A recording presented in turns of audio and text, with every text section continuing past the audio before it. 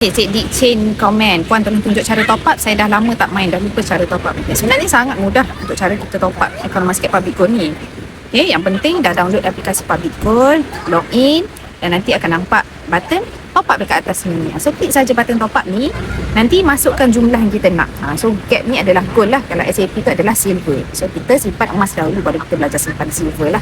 Okay, so simpan gold, klik gold and then masukkan saja berapa jumlah yang kita nak simpan. Kalau kita masukkan dekat jumlah RM, contoh nak simpan 1000, nanti kalkulator tu akan kira berapa gram yang kita dapat. 1000 hari ni dapat 1.7301 gram. Ataupun kita nak menabung dalam bentuk gram emas, boleh dimasukkan dalam jumlah dekat gram emas ni.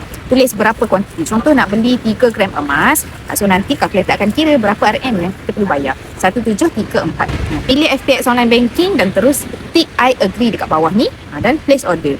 Lepas place order nanti akan ada declaration form. Okay, dekat declaration form ni klik, kalau kita bayar untuk diri sendiri, of course klik yang atas sekali.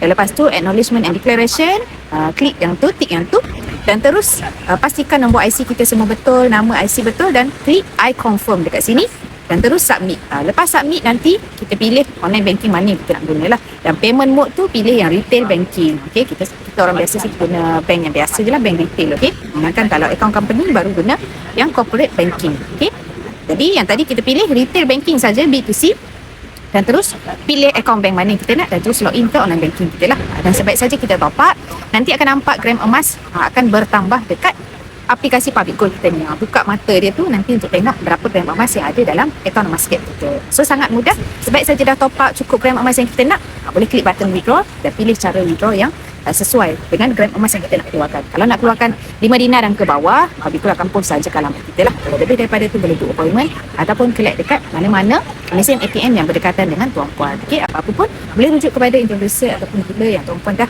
berdaftar di bawah mereka lah. Okay, sebab tu penting kalau nak simpan emas dengan Public Gold, pilih dealer yang aktif, dealer yang selalu attend training, dealer yang ada pengetahuan yang luas dan dealer yang selalu up to date dengan info-info semasa. Jadi macam mana nak berada di bawah bimbingan saya, boleh rujuk pin video dekat atas ni.